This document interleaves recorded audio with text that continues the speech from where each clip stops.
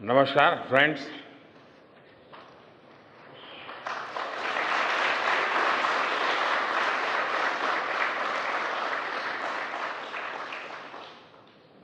आप सभी के बीच आकर आज एक अलग ही खुशी महसूस कर रहा हूं। शायद ऐसी खुशी बहुत रेयर ओकेजन होते हैं जब तन मन खुशियों से भर गया हो। और व्यक्ति के जीवन में कई बार ऐसी घटनाएं घटती हैं कि वो बेसब्री हावी हो जाती है। इस बार मेरे साथ भी ऐसा ही हुआ है। इतनी बेसब्री,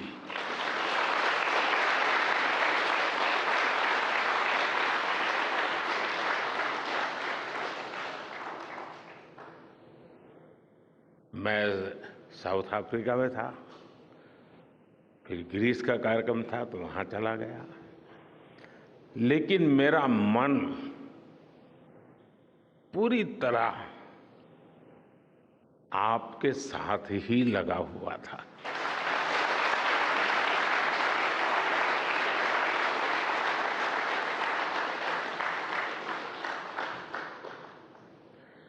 लेकिन कभी कभी लगता है कि मैं आप लोगों के साथ अन्याय कर देता हूं। बेसब्री मेरी और मुसीबत आपकी। इतनी सवेरे सवेरे आप सभी को, और इतना और टाइम, लेकिन बस मन कर रहा था जाऊं आपको नमन करूं। आपको दिक्कत हुई होगी, लेकिन मैं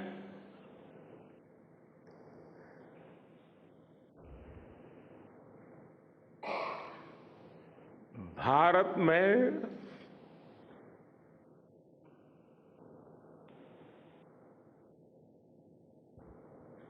आते ही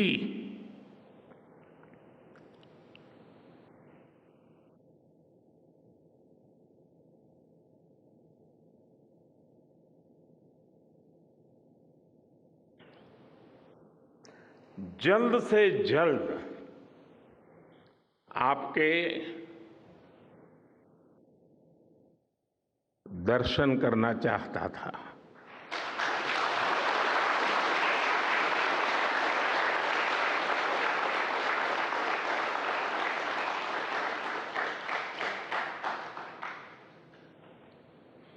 आप सबको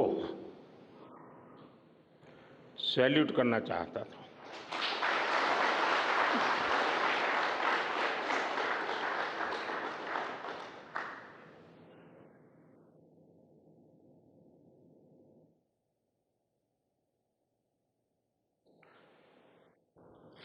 सैल्यूट आपके परिश्रम को, सैल्यूट आपके धैर्य को, सैल्यूट आपकी लगन को, सैल्यूट आपकी जीवटता को, सैल्यूट आपके जज्बे को। आप देश को जिस ऊंचाई पर लेकर गए हैं, ये कोई साधारण सफलता नहीं है।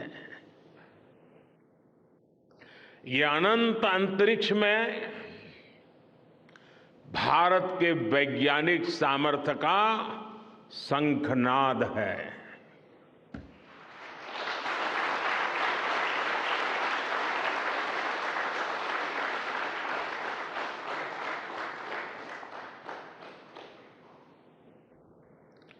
India India is on the moon.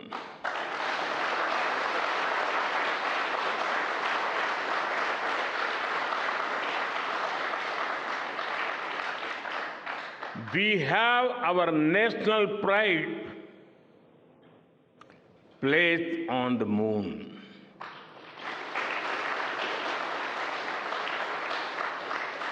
हम वहां पहुंचे जहां कोई नहीं पहुंचा था। हमने वो किया जो पहले कभी किसी ने नहीं किया था। ये आज का भारत है, निर्भीक भारत, जुझारू भारत।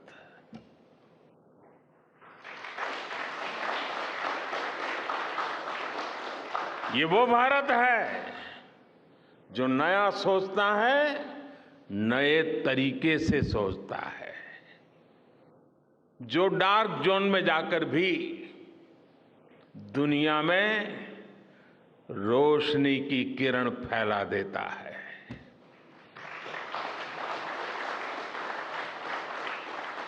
21वीं सदी में यही भारत दुनिया की बड़ी बड़ी समस्याओं का समाधान करेगा। मेरी आंखों के सामने 23 अगस्त का वो दिन, वो एक एक सेकंड बार बार घूम रहा है। जब टचडाउन कंफर्म हुआ तो जिस तरह यहां इसरो सेंटर में पूरे देश में लोग उछल पड़े, वो दृश्य कौन भूल सकता है। कुछ स्मृतियां अमर हो जाती है। वो पल अमर हो गया। वो पल इस सदी के सबसे प्रेरणादायी क्षणों में से एक है। हर भारतीय को लग रहा था कि विजय उसकी अपनी है। खुद महसूस करता था। हर भारतीय को लग रहा था कि जैसे वो खुद एक बड़े एग्जाम में पास हो गया है। आज भी बधाइयां दी जा रही है, संदेश दिए जा रहे हैं, और ये सब मुमकिन बनाया है आप सबने, आपने।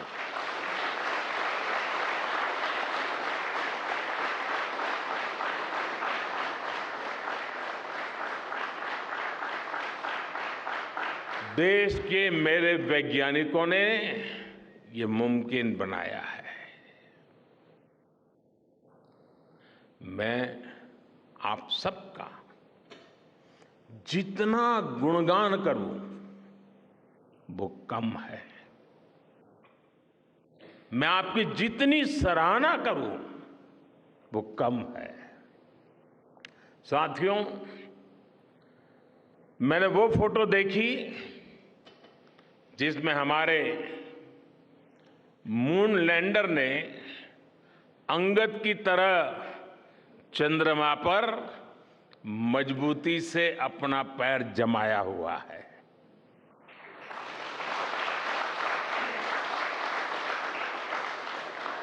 एक तरफ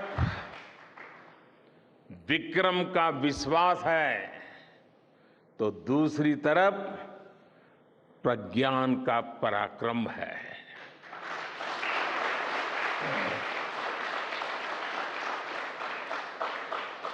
हमारा प्रज्ञान लगातार चंद्रमा पर अपने पद चिन्ह छोड़ रहा है। अलग अलग कैमरों से ली गई जो तस्वीरें अभी रिलीज हुई और मुझे देखने का सौभाग्य मिला, वो अद्भुत है। मानव सभ्यता में पहली बार धरती के लाखों साल के इतिहास में पहली बार उस स्थान की तस्वीर मानव अपनी आंखों से देख रहा है। और ये तस्वीर दुनिया को दिखाने का काम भारत ने किया है।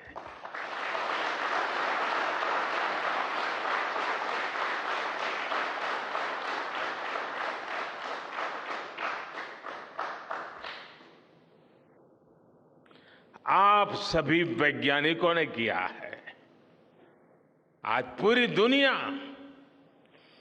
भारत की साइंटिफिक स्पिरिट का, हमारी टेक्नोलॉजी का और हमारे साइंटिफिक टेम्परामेंट का लोहा मान चुकी है।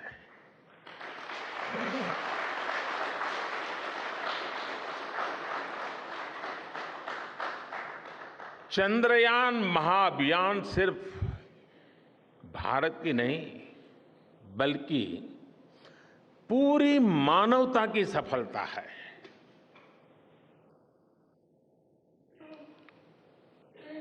हमारा मिशन जिस क्षेत्र को एक्सप्लोर करेगा उससे सभी देशों के लिए मून मिशंस के नए रास्ते खुलेंगे। ये चांद के रहस्य को तो खोलेगा ही, साथ ही धरती की चुनौतियों के समाधान में भी मदद करेगा। आपकी इस सफलता के लिए मैं एक बार फिर सभी वैज्ञानिकों को, टेक्नीशियंस, इंजीनियर्स और चंद्रयान महाअभियान से जुड़े सभी सदस्यों को बधाई देता हूं।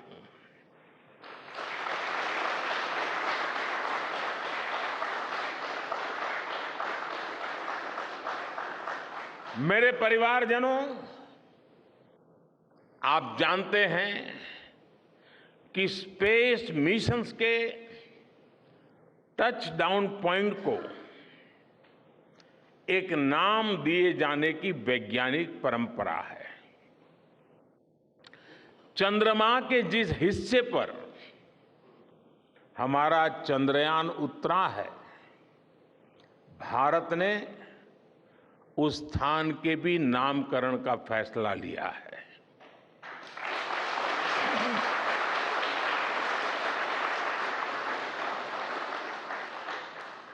जिस स्थान पर चंद्रयान 3 का मून लैंडर उतरा है, अब उस पॉइंट को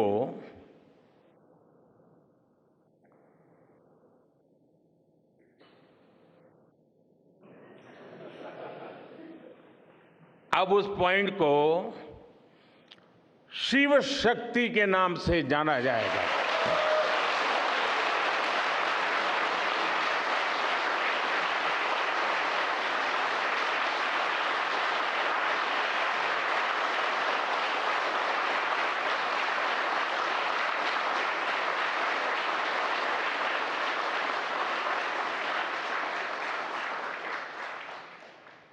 शिव में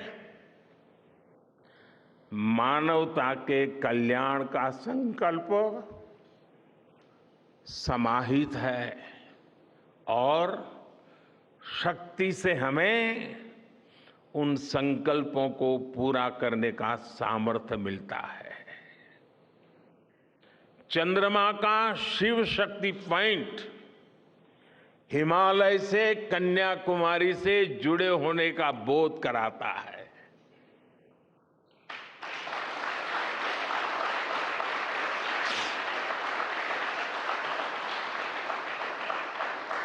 हमारे ऋषियों ने कहा है, येन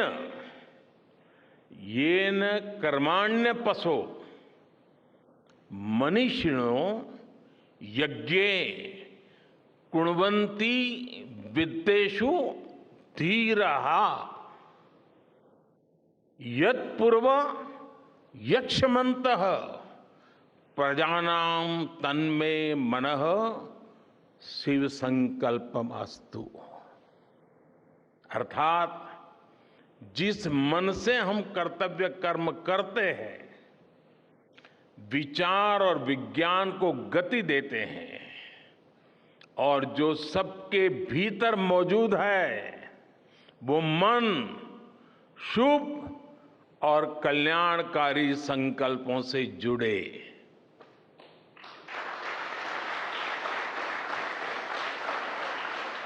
मन के इन शुभ संकल्पों को पूरा करने के लिए शक्ति का आशीर्वाद अनिवार्य है,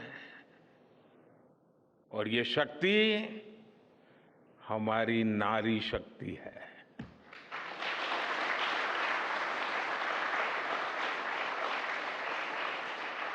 हमारी माताएं बहनें हैं। हमारे यहां कहा गया है, सृष्टि स्थिति विनाशानां शक्ति भूते सनातनी। अर्थात निर्माण से प्रलय तक पूरी सृष्टि का आधार नारी शक्ति ही है।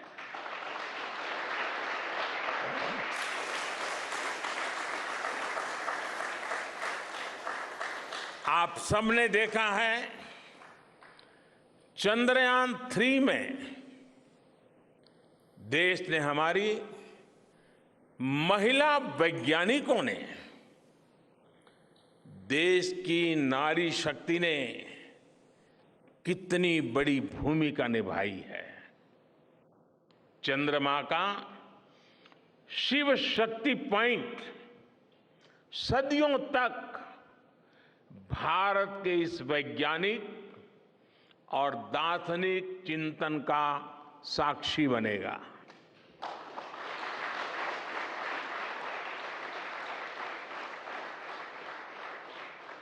ये शिव शक्ति पॉइंट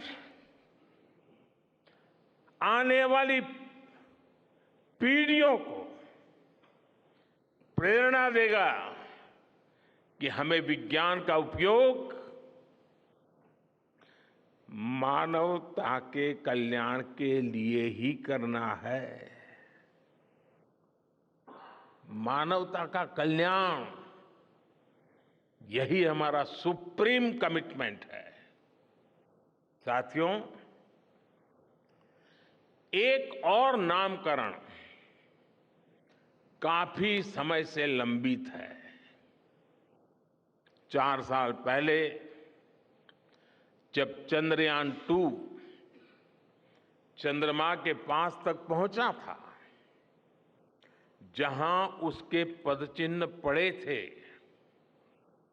तब ये प्रस्ताव था कि उस स्थान का नाम तय किया जाए। लेकिन उन परिस्थितियों में निर्णय लेने के स्थान पर हमने प्रण लिया कि जब चंद्रयान 3 सफलतापूर्वक चांद पर पहुंचेगा, तब हम दोनों पॉइंट का नाम एक साथ रखेंगे।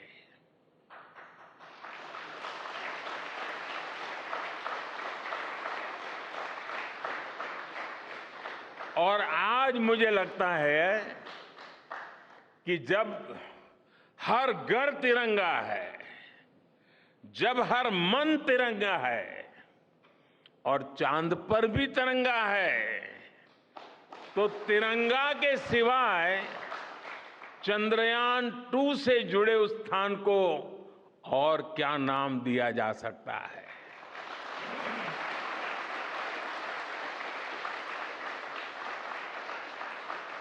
इसलिए चंद्रमा के जिस स्थान पर चंद्रयान 2 ने अपने पदचिन्ह छोड़े हैं, वो पॉइंट अब तिरंगा कहलाएगा।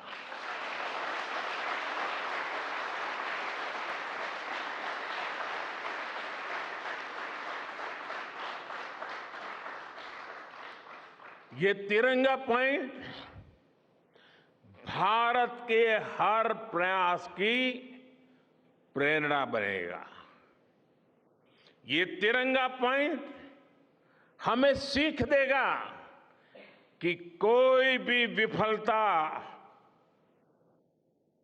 आखिरी नहीं होती। अगर दृढ़ इच्छा शक्ति हो तो सफलता मिलकर के ही रहती है। यानी मैं फिर दोहरा रहा हूं, चंद्रयान-2 के पद चिन्ह जहां है, वो स्थान आज से तिरंगा पॉइंट कहलाएगा। और जहां पर चंद्रयान-3 का मून लैंडर पहुंचा है, वो स्थान आज से शिव शक्ति पॉइंट कहलाएगा।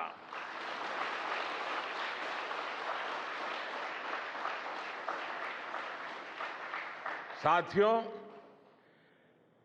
आज भारत दुनिया का चौथा ऐसा देश बन चुका है जिसने चंद्रमा की सतह को छुआ है।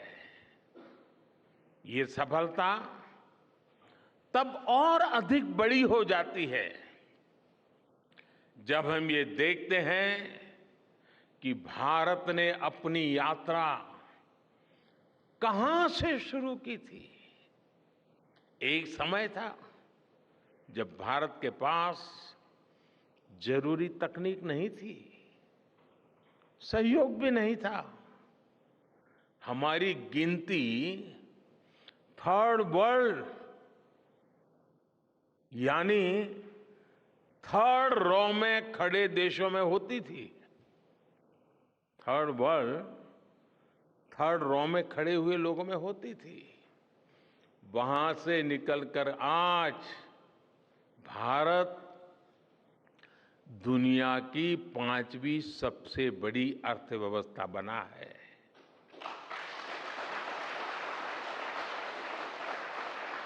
आज ट्रेड से लेकर टेक्नोलॉजी तक भारत की गिनती पहली पंक्ति यानी फर्स्ट रो में खड़े देशों में हो रही है। यानी थर्ड रो से फर्स्ट रो तक इस यात्रा में इसरो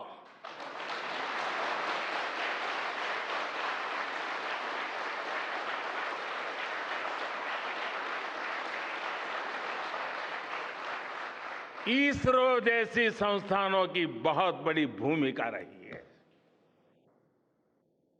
आपने आज मेक इन इंडिया को चांद तक पहुंचा दिया है।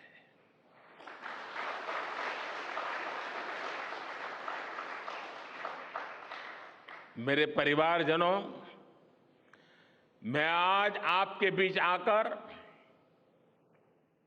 विशेष तौर पर देशवासियों को आपकी मेहनत के बारे में बताना चाहता हूं। जो मैं बातें बता रहा हूं वो आपके लिए नई नहीं है, लेकिन आपने जो किया है, जो साधना की है, वो देशवासियों को भी पता होना चाहिए। भारत के दक्षिण हिस्से से चंद्रमा के दक्षिणी ध्रुव तक चंद्रयान की ये यात्रा आसान नहीं थी। मून लैंडर की सॉफ्ट लैंडिंग सुनिश्चित करने के लिए हमारे वैज्ञानिकों ने इसरो की रिसर्च फैसिलिटी में आर्टिफिशियल मून तक बना डाला। इस आर्टिफिशियल मून पर विक्रम लैंडर को अलग अलग तरीके से सरफेस पर उतारकर उसका टेस्ट किया गया था। अब इतने सारे एग्जाम देकर हमारा मून लैंडर वहां गया है तो उसे सक्सेस मिलनी ही मिलनी थी।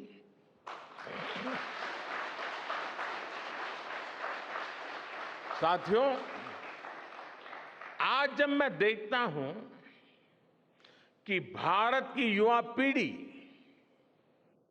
साइंस को लेकर, स्पेस को लेकर, इनोवेशन को लेकर इतनी एनर्जी से भरी हुई है, तो उसके पीछे हमारे ऐसे ही स्पेस मिशंस की सफलता है। मंगलयान की सफलता ने, चंद्रयान की सफलता ने, गगनयान की तैयारी ने देश की युवा पीढ़ी को एक नया मिजाज दे दिया है। आज भारत के छोटे छोटे बच्चों की जुबान पर चंद्रयान का नाम है।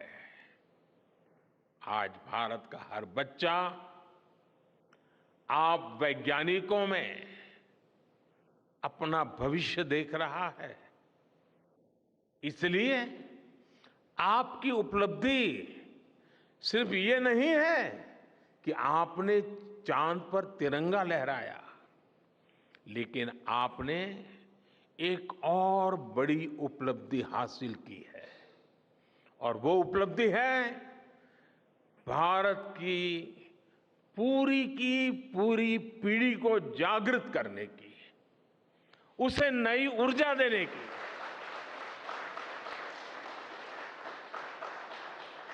आपने एक पूरी पीढ़ी पर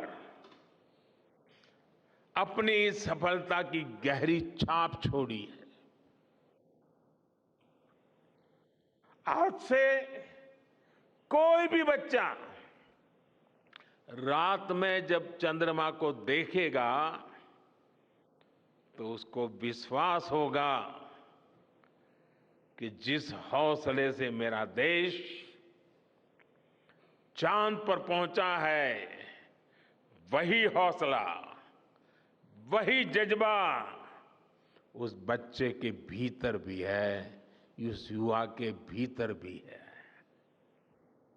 आज आपने भारत के बच्चों में आकांक्षाओं के जो बीज बोए हैं, कल वो वट वृक्ष बनेंगे और विकसित भारत की नींव बनेंगे।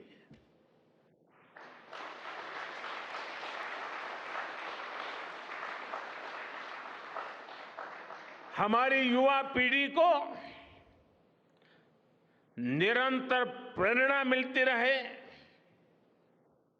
इसके लिए एक और निर्णय लिया गया है। 23 अगस्त को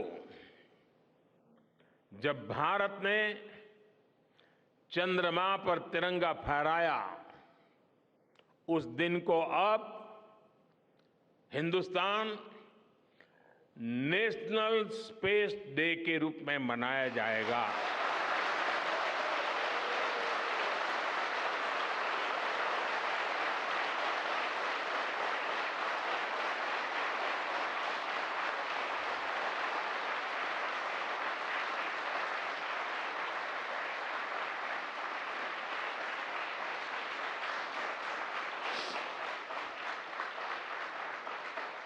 जब हर वर्ष national space day science, technology और इनोवेशन की स्पिरिट को सेलिब्रेट करेगा, हमें हमेशा हमेशा के लिए प्रेरित करता रहेगा।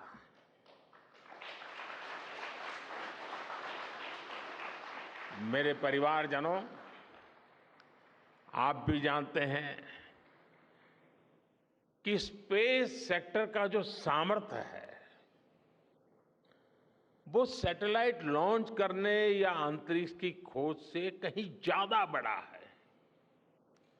स्पेस सेक्टर की एक बहुत बड़ी ताकत है जो मैं देखता हूं वो है ईज ऑफ लिविंग और ईज ऑफ गवर्नेंस। आज देश में स्पेस एप्लीकेशंस को गवर्नेंस के हर पहलू से जोड़ने की दिशा में बहुत बड़ा काम हुआ है। आप लोगों ने जब मुझे प्रधानमंत्री के रूप में काम का दायित्व दिया तो प्रधानमंत्री बनने के बाद मैंने भारत सरकार के जॉइंट सेक्रेटरी लेवल के ऑफिसर्स की स्पेस साइंटिस्ट के साथ एक वर्कशॉप करवाई थी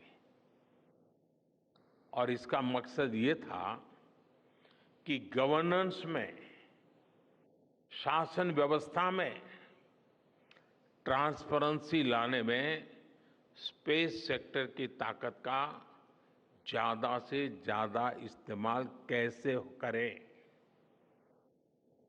तब किरण जी शायद हम लोगों के साथ काम करते थे।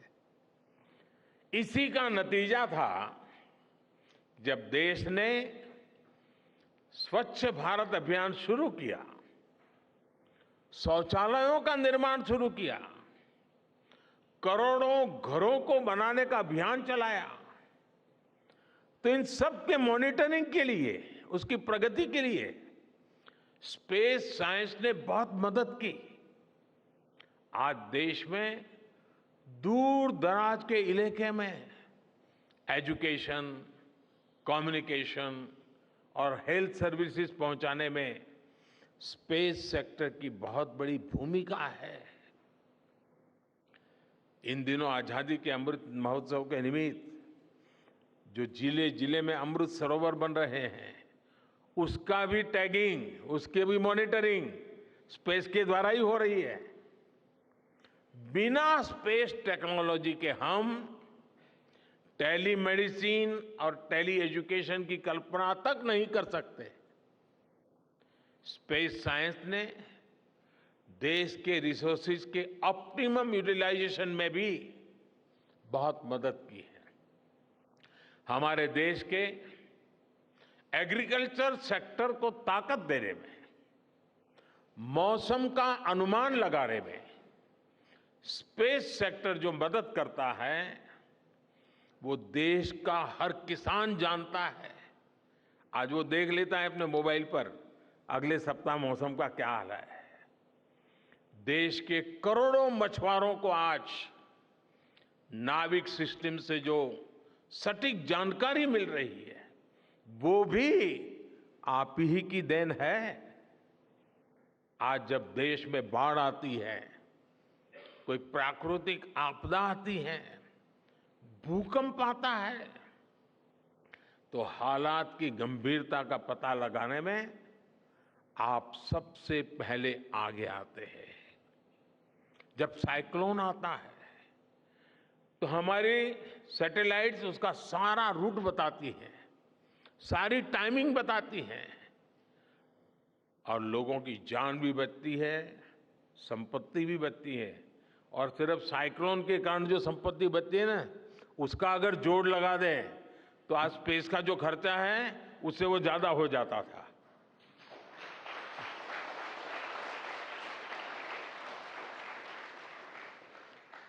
हमारे PM Gatishakti national master plan का आधार भी स्पेस टेक्नोलॉजी ही है। और आज दुनिया भारत के इस गतिशक्ति प्लेटफॉर्म का अध्ययन कर रही है कि प्लानिंग और मैनेजमेंट में ये प्लेटफॉर्म कितना उपयोगी हो सकता है। इससे प्रोजेक्ट्स की प्लानिंग, एजुकेशन और मॉनिटरिंग में काफी मदद मिल रही है। समय के साथ बढ़ता हुआ स्पेस एप्लीकेशन का ये दायरा हमारे युवाओं के लिए अपॉर्चुनिटीज भी बढ़ा रहा है, अवसर बढ़ा रहा है। और इसलिए आज मैं एक सुझाव भी देना चाहता हूं और मैं चाहूंगा कि आपके यहां से जो रिटायर्ड लोग हैं वे इसमें काफी मदद कर सकते हैं। अब ये मत बोलिएगा कि इतनी सुबह सुबह मोदी जी यहां आए और कुछ काम भी दे करके जा रहे हैं। साथियों, मैं चाहूंगा कि इसरो, केंद्र सरकार के विभिन्न मंत्रालय और राज्य सरकारें मिलकर गवर्नेंस में स्पेस टेक्नोलॉजी पर एक नेशनल हैकाथॉन का आयोजन करें। इस हैकाथॉन में ज्यादा से ज्यादा युवा, ज्यादा से ज्यादा यूनिवर्सिटी, ज्यादा से ज्यादा नौजवान वो शामिल हो, जुड़े। मुझे विश्वास है ये नेशनल हैकाथॉन हमारी गवर्नेंस को और प्रभावी बनाएगा, देशवासियों को मॉडर्न सॉल्यूशंस देगा। और साथियों, आपके अलावा मैं अपनी युवा पीढ़ी को एक और टास्क अलग से देना चाहता हूं। और होमवर्क के दिए बिना बच्चों को काम करने का मजा नहीं आता है। आप सब जानते हैं कि भारत वो देश है जिसने हजारों वर्ष पूर्व ही धरती के बाहर अनंत अंतरिक्ष में देखना शुरू कर दिया था। हमारे यहां सदियों पहले अनुसंधान परंपरा के आर्यभट्ट, ब्रह्मगुप्त, वराहमिहिर और भास्कराचार्य जैसे ऋषि मनीषी हुए थे। जब धरती के आकार को लेकर भ्रम था, तब आर्यभट्ट ने अपने महान ग्रंथ आर्यभट्टीय में धरती के गोलाकार होने के बारे में विस्तार से लिखा था। उन्होंने एक्सिस पर पृथ्वी की रोटेशन और उसकी परिधि की गणना भी लिख दी थी। इसी तरह सूर्य सिद्धांत जैसे ग्रंथों में भी कहा गया है, सर्वत्रैव महिगोले, सर्वत्रैव महिगोले स्वस्थानम उपरि स्थितम मन्यन्ते खेयतो गोलस तस्य क्व ऊर्ध्वं क्व वादः। अर्थात पृथ्वी पर कुछ लोग अपनी जगह को सबसे ऊपर मानते हैं, लेकिन ये गोलाकार पृथ्वी तो आकाश में स्थित है। उसमें ऊपर और नीचे क्या हो सकता है, ये उस समय लिखा गया था। ये तो मैंने सिर्फ एक श्लोक बताया है। ऐसी अनगिनत रचनाएं हमारे पूर्वजों ने लिखी हुई है। सूर्य, चंद्रमा और पृथ्वी के एक दूसरे के बीच में आने से ग्रहण की जानकारी हमारे कितने ही ग्रंथों में लिखी हुई पाई जाती है। पृथ्वी के अलावा अन्य ग्रहों के आकार की गणनाएं, उनके मूवमेंट से जुड़ी जानकारी भी हमारे प्राचीन ग्रंथों में मिलती है। हमने ग्रहों और उपग्रहों की गति को लेकर इतना सूक्ष्म गणनाएं करने की वो काबिलियत हासिल की थी कि हमारे यहां सैकड़ों वर्ष आगे के पंचांग यानी कैलेंडर्स बनाए जाते थे। इसलिए मैं इससे जुड़ा एक टास्क अपनी नई पीढ़ी को देना चाहता हूं, स्कूल कॉलेज के बच्चों को देना चाहता हूं। मैं चाहता हूं कि भारत के शास्त्रों में जो खगोलीय सूत्र है, उन्हें साइंटिफिकली प्रूव करने के लिए, नए सिरे से उनके अध्ययन के लिए नई पीढ़ी आगे आए। ये हमारी विरासत के लिए भी जरूरी है और विज्ञान के लिए भी जरूरी है। आज जो स्कूल के, कॉलेज के, यूनिवर्सिटी के स्टूडेंट्स हैं, रिसर्चर्स हैं, उन पर एक तरह से ये दोहरा दायित्व है। भारत के पास विज्ञान के ज्ञान का जो खजाना है, वो गुलामी के लंबे कालखंड में दब गया है, छिप गया है। आजादी के इस अमृत काल में हमें इस खजाने को भी खंगालना है, उस पर रिसर्च करनी है और दुनिया को भी बताना है। दूसरा दायित्व ये कि हमारी युवा पीढ़ी को आज के आधुनिक विज्ञान, आधुनिक टेक्नोलॉजी को नए आयाम देने हैं। समंदर की गहराइयों से लेकर आसमान की ऊंचाई तक, आसमान की ऊंचाई से लेकर अंतरिक्ष की गहराई तक आपके लिए करने के लिए बहुत कुछ है। आप डीप अर्थ को भी देखिए और साथ ही डीप सी को भी एक्सप्लोर करिए। आप नेक्स्ट जनरेशन कंप्यूटर बनाइए और साथ ही जेनेटिक इंजीनियरिंग में भी अपना सिक्का जमाइए। भारत में आपके लिए नई संभावनाओं के द्वार लगातार खुल रहे हैं। 21वीं सदी के इस कालखंड में जो देश साइंस और टेक्नोलॉजी में बढ़त बना ले जाएगा, वो देश सबसे आगे बढ़ जाएगा। साथियों, आज बड़े बड़े एक्सपर्ट्स कह रहे हैं कि अगले कुछ वर्षों में भारत की स्पेस इंडस्ट्री $8 बिलियन से बढ़कर $16 बिलियन की हो जाएगी। सरकार भी इस बात की गंभीरता को समझते हुए स्पेस सेक्टर में लगातार रिफॉर्म कर रही है। हमारे युवा भी कमर कसकर तैयार है।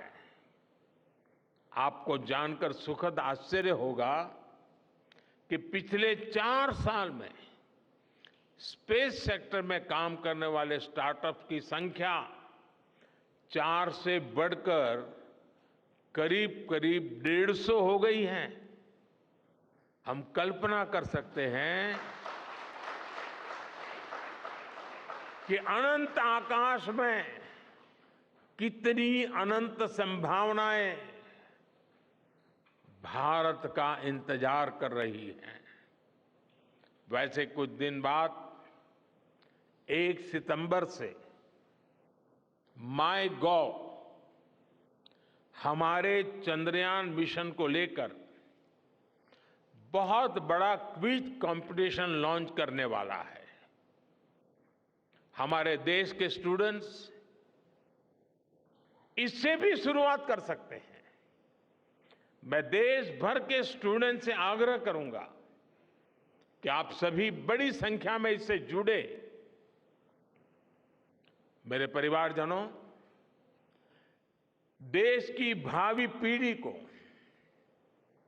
आपका मार्गदर्शन बहुत आवश्यक है। आप जो इतने सारे इंपॉर्टेंट मिशंस पर काम कर रहे हैं, वो आने वाली पीढ़ी ही आगे ले जाने वाली है। आप उन सभी के रोल मॉडल हैं। आपकी रिसर्च और आपकी वर्षों की तपस्या, मेहनत ने साबित किया है कि आप जो ठान लेते हैं वो आप करके दिखाते हैं। देश के लोगों का विश्वास आप पर है और विश्वास कमाना छोटी बात नहीं होती है दोस्तों। आपने अपनी तपस्या से विश्वास कमाया है।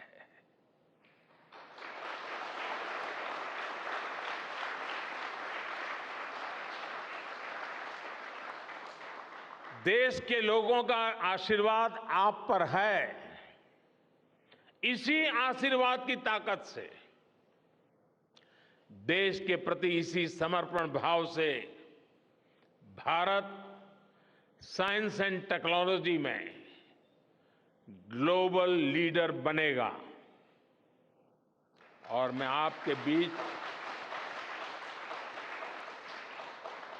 बड़े विश्वास के साथ बताता हूं, इनोवेशन की हमारी यही स्पिरिट ही 2047 में विकसित भारत के सपने को साकार करेगी। इसी विश्वास के साथ मैं फिर एक बार आप सबके दर्शन करके पावन हुआ हूं। देशवासी गौरव से भरे हुए हैं। सपने बहुत तेजी से संकल्प बन रहे हैं और आपका परिश्रम उन संकल्प को सिद्धि के तक ले जाने के लिए बहुत बड़ी प्रेरणा बन रहा है। आपको जितनी बधाई दूं कम है, जितना अभिनंदन करूं कम है। मेरी तरफ से करोड़ों करोड़ों देशवासियों की तरफ से, दुनिया भर की साइंटिफिक कम्युनिटी की तरफ से अनेक अनेक धन्यवाद, बहुत बहुत शुभकामनाएं। भारत माता की, भारत माता की, भारत माता की। धन्यवाद।